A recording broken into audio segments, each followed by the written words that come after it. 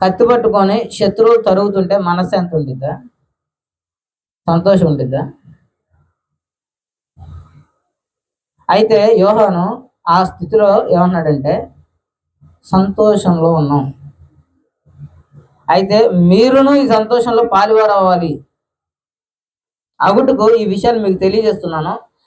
చాలా ఉపద్రవాల్లో ఉన్నప్పుడు ఈ విషయాన్ని చెప్తున్నాడు. మేము కళ్ళారా చూసాం దాన్ని, మేము చూసిన దాన్ని, మేము విన్నదాన్ని మీకు తెలియపరుస్తున్నాం. ఎందుకని? మీరు కేవలం మారు మనసు నిమిత్తం, పరలోక రాజ్య నిమిత్తం బాప్తిసం తీసుకొని బాప్తిసం తొట్టులో దిగారు. దిగితే ఇప్పుడు మీకు వచ్చిన సంతోషం ఏంటంటే మరణిస్తే పరలోకానికి వెళ్తాం అనే సంతోషం మీకు ఉంది. అయితే ఈ సంతోషం పరిపూర్ణం అవ్వడానికి కొంత టైం ఉంది. ఈ మధ్యలో వచ్చే ప్రతి శోధన, ప్రతి శ్రమ, ప్రతి కరువు, ఖడ్గం ఏదైనా సరే యేసుక్రీస్తులో సంతోషమే. అదేంటి?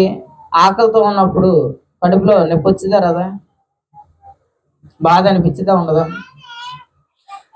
అయితే వీళ్ళకి ఆకలి బాధ కన్నా యేసు ప్రభువుని నమ్ముకున్నాం, జీవం కలిగినటువంటి దేవుని నమ్ముకున్నాం. ఆ ఆకలి బాధ కంటే ఈ విషయాన్ని గుర్తు చేసుకుంటున్నప్పుడల్లా వాళ్ళకి సంతోషం వస్తుందంట లోపల నుంచి.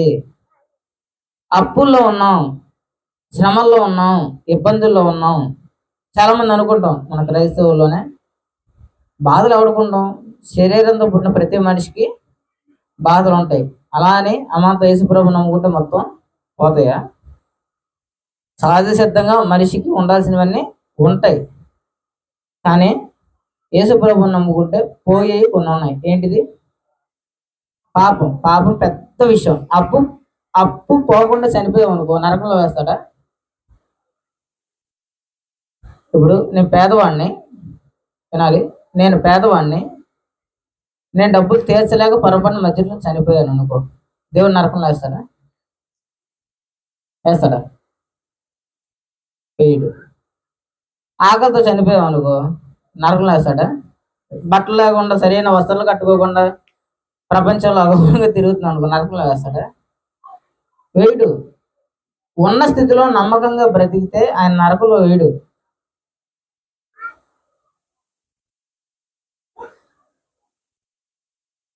పాపం చేస్తే నరకంలో వేస్తాడు. ఎప్పుడైతే ఆయన నీతిని రాజ్యాన్ని వెతుక్కుంటూ వెళ్ళి మరలా ఆ నీతిని రాజ్యాన్ని తొంగలో దొక్కినప్పుడు నరకంలో వేస్తాడు. అయితే అపోస్తుడైన యోహాను ఏం చెప్తున్నాడంటే మేము శ్రమల్లో ఉన్నాం, కరువుల్లో ఉన్నాం, ఇబ్బందుల్లో ఉన్నాం, మరణశిక్షల్లో తరవబడుతూ ఉన్నాం. అయితే మేము సంతోషపడుతూ ఉన్నాం. ఎందుకంటే ఆ నిత్య జీవాన్ని కళ్ళతో చూసాం.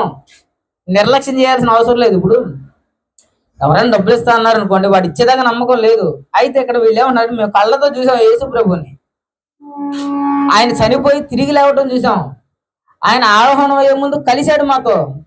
మేము ఆయన్ని పూర్తిగా నమ్మలేదు. మన భారతదేశానికి వచ్చిన తోమ యేసు ప్రభుని పట్టుకొని చూసేదాకా చనిపోయాడు, సమాధిలో పెట్టాడు, తిరిగి లేచారు అనే విషయం తోమ చూడలే. ఆయన చనిపోయాడని తెలుసు, సమాధిలో పెట్టారని తెలుసు. మర్దలేని మరియాను వేరే మరియా వీళ్ళిద్దరూ వచ్చి చెప్పారు, అయినా నమ్మలేదు. 11 మంది శిష్యులు ఒక గదిలో ఉన్నప్పుడు యేసు ప్రభు వచ్చాడు, తలుపులు వేస్తుంటే తలుపులు లోపల నుంచి ఆయన వచ్చాడు. మన సినిమాలో చూస్తాం కదా, కాదు అంతకు మించిది. వచ్చాడు, రాగానే 11 మంది ఆశ్చర్యపోయాడు, నేను సమాధిని గెలిచాను ఇదిగో అని చూడగానే వాళ్ళు భయపడిపోతారు ఫస్ట్, తర్వాత నమ్ముతారు ప్రభువా అంటారు. కానీ ఒక వ్యక్తి బయటికి వెళ్ళాడు. ఆ వ్యక్తి పేరు ఎవరు? తోమ. తోమ ఎవరు? మన భారతదేశానికి సువార్త పట్టుకొచ్చినటువంటి యోధుడు. మన భారతదేశంలో సువార్త వినబడ్డానికి ఎవరు? దేవుడు కారణం. ఆ కారణానికి ఉపయోగపడింది ఎవరు? తోమ. ఆ తోమ అనుమానస్తుడు. నేను నమ్మను, చనిపోయిన వ్యక్తి లేచాడంటే నేను నమ్మను. యేసు ప్రభుతో పాటు తిరిగాడు, 3.5 సంవత్సరాలు తిరిగాడు తోమ. మన భారతదేశానికి వచ్చిన వ్యక్తి నమ్మల. మరలా యేసు ప్రభు తన అవిశ్వాసాన్ని గుర్తెరిగి మరలా ఇంకోసారి వాళ్ళు మళ్ళీ అదే మధ్యలో 12 మంది ఉన్నప్పుడు యేసుప్రభు వారు మరలా వస్తాడు. మరలా లోపలంగా తోమ చూసి అమ్మో భూతం భూతం అంటాడు. తోమ త్వరపడ మాకు, భయపడ మాకు, ఇదిగో నా చెయ్యిలో గాయం ఉంది, నా చేతి గాయంలో వేలు పెట్టి చూస్తేనే తప్ప నువ్వు నమ్మనన్నావు కదా, నా ప్రక్కలో చేయి పెడితే నువ్వు నమ్మనన్నావు కదా, ఇదిగో నా చెయ్యి గాయం, మేకులు కొట్టించుకున్నాను కదా, ఇదిగో నా ప్రక్కలో చెయ్యి ఉంచు అని ఈ లోపల తాకి చెయ్యి ప్రక్కలో పెట్టిన తర్వాత కుప్పకూలిపోయి మోకాళ్ళ ముందు నా దేవా నా ప్రభు అంటాడు. నా దేవుడా నా రాజా అని అర్థం. దానికి ఏంటి? నా దేవుడా నా రాజా అని అర్థం. చనిపోయి తిరిగి లేచాడు, మేము చూసాం. చూడండి, మేము కన్నులారా చూచితమో ఏది నిదానంగా కనుగొంటిమో, చాలా నిదానించి కనుగొన్నారు వీళ్ళు, చాలా ఓపికతో కనుగొన్నారు వీళ్ళు. మీకు అర్థం కావడానికి 5,000 మందికి రొట్టెలు చేపల సంఘటన మీకు ఐడియా ఉందా? 5,000 మందికి పురుషులు అనుకుంటే ఒక్క 5,000 మంది స్త్రీలు ఉంటారు. చిన్నపిల్లలు 2,000 మంది ఉంటారా? మొత్తం 12,000 మంది ఉంటారు. మన అంచనా లెక్కేసుకున్నాం, తక్కువ 12,000 మంది. సరే 10,000 మంది వేసుకున్నాం. ఒక్క పొల్ల వెలిగించలేదు. 10,000 మందికి కడుపు నిండా చేపలు రొట్టెలు తిన్నారు తృప్తిగా. ఇంకా 12 గంపలు మిగిలినాయి. నిదానించి చూశారు, అదే చెప్తున్నారు. మేము నిదానించి చూసాం. రెండోది ఆయన మరణించడం చూసాం, మరణించి తిరిగి లెగవటం చూసాం. చనిపోయిన వ్యక్తి తిరిగి బతకడం మీ చరిత్రలో చూడలేదు, చూసాం లేచిన వ్యక్తిని. అయితే మేము భూతం అనుకున్నాం, కాదు, ఆయన మనిషి శరీరంతో లేచాడు. ఆయన చేతుల్లో ఆయన గాయాల్లో చేయబెట్టాం, ఆయన ప్రక్కలో చేయబెట్టాం, మేము కళ్ళారా చూసాం. కాబట్టి అపనమ్మకంగా ఉండాల్సిన పని లేదు. రేపు వస్తాడు ఎల్లుండి వస్తాడనే మాటలు కాదు, మేము కళ్ళతో చూసాం. ఏది మా చేతులు తాకి చూసినవో. చూడండి ఎంత చక్కగా రాస్తున్నాడు. కాబట్టి ఇక మీరు అవిశ్వాసులై ఉండమాకండి.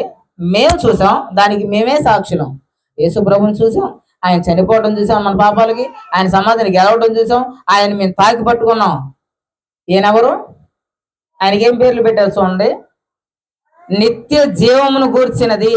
ఆయన ఎవరంట? సదాకాలం బ్రతుకుండే వ్యక్తి అంట. తర్వాత చూడండి, ఆయన వెలుగంట, నిత్య జీవం అంట, ఆయనకి సాక్ష్యంగా వీళ్ళు ఉన్నారంట. మన సంతోషం. ఇక మనం అపనమ్మకం లేనప్పుడు ఏముంటుంది?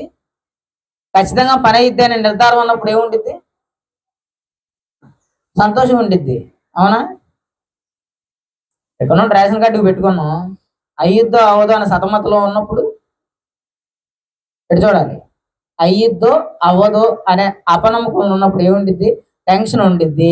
ఇది కాకపోతే ఇంకో దారి ఎలా వెతుక్కోవాలి, లేకపోతే ఇంకో మార్గం ఎలా వెతుక్కోవాలి అనేసి ఆలోచన ఉండిద్ది. కానీ ఇది పక్కగా అయిపోద్ది అని తెలిసినప్పుడు ఏముండిద్ది? సంతోషం. ఇంకేముంది? అయిపోతే అంతే కదా. నెల స్టోర్ వ్యూ వచ్చేస్తాయి, నెల అన్ని అందేస్తాయి, అవునా? రావాల్సిన వస్తాయి. అది ఇది ఒక్కటనే కాదు, ప్రతిదీ. ఒక విషయం జరిగేటప్పుడు కంగారు ఉండిద్ది, కానీ జరిగిపోద్ది అనే నిర్ధారణ వచ్చేసినప్పుడు సంతోషం వచ్చింది. అయితే ఇక్కడ ఏం చెప్తున్నా మీరు సంతోషపడుతున్నారు బాప్తిసం తర్వాత.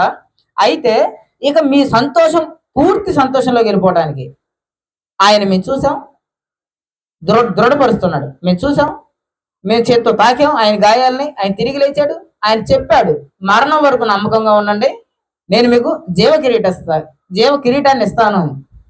మరి ఇంకా వేరేదేమీ లేదు. ఇక పూర్తిగా సంతోషపడ్డమే. అప్పులున్నా సంతోషపడచ్చు, అనారోగ్యం ఉన్నా సంతోషపడచ్చు, పిల్లలు లేకపోయినా సంతోషపడచ్చు. ఎందుకంటే నేను మీకు తండ్రి, నేను మీకు తల్లిని కదా. మనమే పిల్లలు, ఇంక పిల్లలేంటి, అవునా? యేసు ప్రభు మనకున్నాడు. ఆయన ఉంటే ఏమీ లేదనే లోటు మనకు కావాలి. నిజంగా నేను చెప్తున్నాను, అపోస్తలులు భార్యలు ఉన్నారో, పిల్లలు ఉన్నారో లేరో, వాళ్ళు ఎక్కడ తిన్నారో, ఎక్కడున్నారో ఏమో తెలియదు. కానీ ఈరోజు చూడండి, ప్రపంచ నలుమూలలో అపోస్తలుల గురించి మాట్లాడుకుంటున్నారు. ప్రపంచ నలుమూలలో ప్రతి ఒక్కరి చేతిలో బైబిల్ ఉంది, అవునా లేదా? చెప్పండి, ఏ ఫ్యామిలీ బ్యాక్గ్రౌండ్ ఉంది? ప్రతి ఊర్లో తల నరుకుతామనే ప్రతిమే దాన్ని పట్టుకొని పరిగెడతాం వీళ్ళు. గొంతెత్తితే యేసుక్రీస్తు గురించి చెప్పడం, చావు చివరైన మహారాజుల ముందైనా సరే యేసు ప్రభు గురించి చెప్పడం. ఎందుకంటే వాళ్ళకి ధృవీకరించబడింది, నేను ఖరారైపోయింది, ఇక్కడ కన్ను మూసానంటే డైరెక్ట్ ప్రభు దగ్గరికే. కాబట్టి అపోస్తులు ఏం చెప్పగలిగారు అంటే, ఇంత నమ్మకం, వాళ్ళు చూశారు, తాకారు, తడిమారు, అనుభవించారు కాబట్టి వాళ్ళకు ఉన్న నమ్మకం ఏంటి చెప్పనా? చావు అయితే లాభం ఏంటి? ఉంటే ప్రభు పని, చస్తే నాకు లాభం ఏంటంట? తల నరికితే ఆ నరికిన తలని, కత్తిని, కారుతున్న రక్తాన్ని చూస్తే ఎదురోడికి భయం వచ్చింది మనుషులకి. కానీ నరికించుకున్నోడికి ఎంతసేపు బాధ ఉంటుంది? 5 నిమిషాలా ఉండదు, 5 నిమిషాలు కూడా తెగి అవతల పడిన 5 నిమిషాలకి ఏముండదు. అపోస్తులు ఏమైనా దాన్ని చూశారంటే, అరే ఏ విషయంలో చనిపోయినా సరే, ఎట్లాంటి బాధలో చనిపోయినా సరే, నేను ఒక 5 నిమిషాలేమో ఆ మరణ బాధ యాతన మేము పడతాం, ఆ తర్వాత మా కోసం జీవ కిరీటం ఉంచబడింది. అక్కడ ఆకలి ఉండదు, దప్పిగా ఉండదు, అక్కడ పాపం ఉండదు, అక్కడ దేని గురించి పరిగెత్తాల్సిన అవసరం ఉండదు.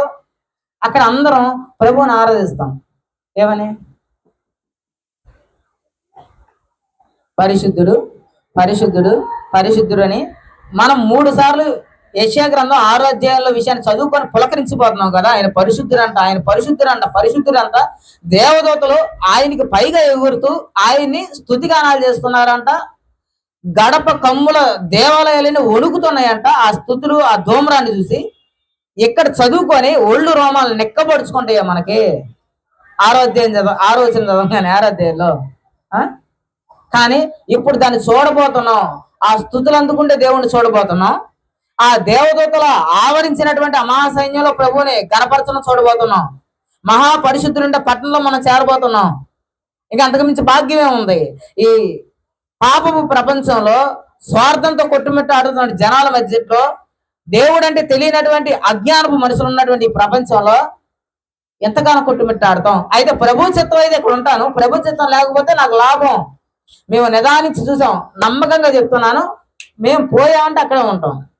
ఆ దేవదూతలు ఆవరించి ఆయన స్తుతిస్తున్నారు కదా, ఆ గుంపులో మేము ఉంటాం. అరే ఎంత భాగ్యం అది, ఎంత భాగ్యం. ప్రైమ్ మినిస్టర్ గారి ఇంట్లో భోజనం పెడతానంటే ఎవరొద్దంటాడు? ఎవరొద్దంటారు?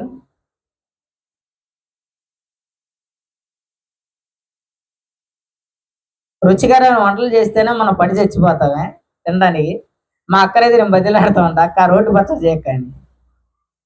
అరే ప్రైమ్ మినిస్టర్ గారి ఇంట్లో భోజనం జరిగితే ఎవరొద్దంటారు? ఏనా రాజన్న నువ్వు వద్దంటావా? పని కట్టుకొని 10,000 అప్పు చేసైనా సరే బస్సుకు ప్రయాణమే, ఫ్లైట్కి కూర్చుంటావా? ప్రధానమంత్రి గారు రమ్మన్నారు మా ఇంటికి భోజనానికి అని. అరే ఈ చిన్న ఒక మనిషిని మరో మనిషి సత్కరిస్తుంటేనే, లేదా ఒక భూమి మీద ఒక స్థాయిలో ఉన్న వ్యక్తి భోజనం పెడితేనే ఎంత పొంగిపోతున్నాం మనం. పరలోకపు తండ్రి, ప్రపంచాన్ని నిర్మించిన ఆయన రమ్మంటే అసలు ఎగిరి కంటే వాళ్ళకి అర్థమైంది, ప్రపంచంలో ప్రైమ్ మినిస్టర్ల కంటే పరలోకపు తండ్రి గొప్ప ఆయన, సమస్తాన్ని నిర్మించిన ఆయన గొప్ప ఆయన. మేము పరిగెడటానికి సిద్ధంగా ఉన్నాం, ఆయన తీసుకోవట్లేదు. ఆయన తీసుకుంటే మాత్రం మాకు లాభం, మేము రోజు ఆయనతో ఉంటాం.